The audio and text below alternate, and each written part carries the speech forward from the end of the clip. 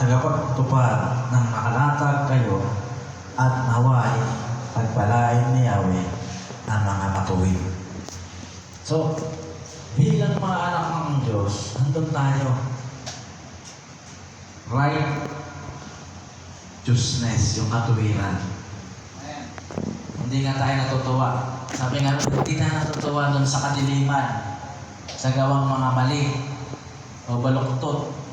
Hindi tayo natutuwa doon sa mga suhol-suhol. Yan. Amen? Kasi nga, sabi ng Lord, iba tayo. Yan. Iba tayo. May pamumuhay tayong matuwid. Magpakatatag kayo at naway pagpalain kayo na Yahweh na matuwid. Praise God. So lahat ng leader, alam niyo sinasabi doon? Yung mga leader. Kala nyo, nung nag-born again kayo, wala na kayong tungkulin. Ginawa kayo ng Lord maging leader. Amen? Amen. Ginawa ka ng Lord maging leader. Hallelujah. Hindi ka na tagasunod, leader ka na. Hallelujah. Amen? Amen. Maging sa buhay mo. Ha? Hindi ka dapat susunod-sunod dun sa mali. Oo. Sabi nga doon, katuwiran eh. Hindi ka susunod-sunod dun sa mali. Hallelujah. Ginawa tayo ng Lord bilang isang leader o anak ng Diyos. Hallelujah. Hindi ka susunod-sunod sa susuhulang ka, pipikit kinimata mo. Yan, hindi na ganon. Bago ka na. Amen? Amen. Hallelujah. Praise God. So, ano man nangyari sa kanila ay ang Lord ang gumawa ng himala ng Diyos. Yan. Sabi kay King Josaphat, pinaligiran sila ng maraming kalaban, mga kapatid. Sa 20 verse 5, sa harap ng bagong patio ng templo, pinagtitipunan ng mga taga-Huda at Jerusalem, tumayo si Josaphat, siya'y nanalangin, O Yahweh, Diyos ng aming mga ninuno at ng buong kalangitan. Ikaw ang namamahala sa lahat ng bansa at taglay mo ang lubos na kapangyarihan.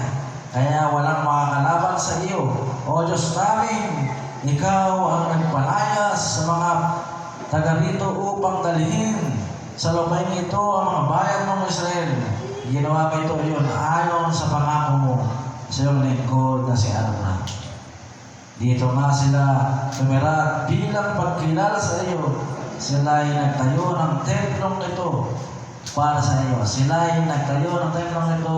Ang sabi nila ay kung darating sa kanila ang sakuna tulad ng pandiman, baha pagkamatay ng tagutom, papasok sila sa templong ito upang sumangguni sa iyo pagkat narito kay Yahweh.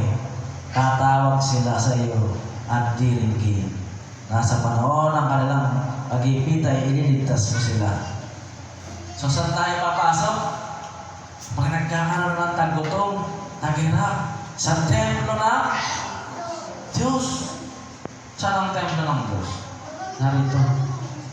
Amen? Narito. Ang meron kang mabigat na problema, pagsubok sa buhay mo, sabi ng Lord, pumasok kayo sa templo, manalangin kayo, tumawag kayo sa maranasan nyo ang pagliligtas ng Diyos. Hallelujah. Hindi ka tatakbo doon sa gin milot. Stop, laki ng problema ko. Bakit? Nakita mo na naglalasing. Wala eh. Hindi niya alam kung saan siya tatakbo eh. Pero sabi ng Lord, manalangin kayo sa templo. Pumasok kayo, tagutom, gera, kapahamakan, ano pang pangyayari. Saan papasok? Sa templo ng Diyos. Nung kayo mananalangin. Hallelujah. Eh, paano kung sarado? I-chat nyo si Pads. Pag sarado, i-chat nyo si Pads. Pads, sarado mo si Pads. Mananalangin kami. Nagkaagulo na. Nagutom na. Hallelujah. Pasok sa templo. Manalangin. Amen? So, sa panalangin, pagsamba, ay hinihiling ng Diyos. Ha? Hinihiling ng Panginoon sa atin yung panalangin at pagsamba. Sabi diyan, ngayon ito ang ginanti nila sa atin. Sinalangin nila ibig palayasin ng pating itong pinamana mo sa amin. Diyos namin, parusahan mo sila. Hindi namin kayang sagupahin ng gayon, karaming kaaway. Ang dami. Hindi namin malaman ang aming gagawin.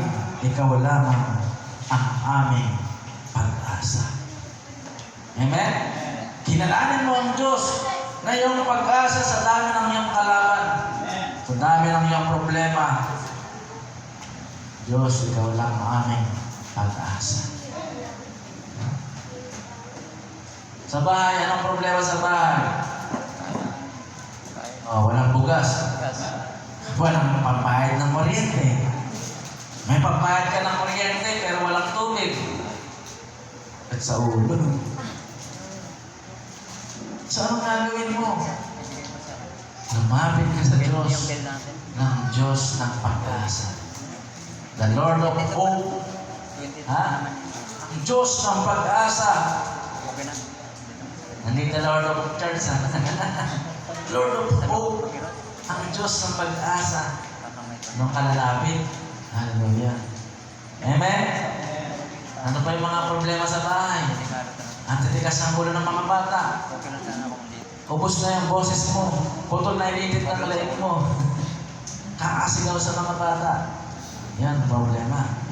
Ha? Sumigaw ka sa Diyos. O tumawag ka sa Panginoon. Ang titigas ng ulo ng bata kayo. Hallelujah. Ano pang problema sa tahanan?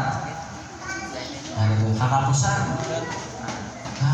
Wala na pang baon ng bata. Hallelujah. Sabi doon, kanino kayo tatawa?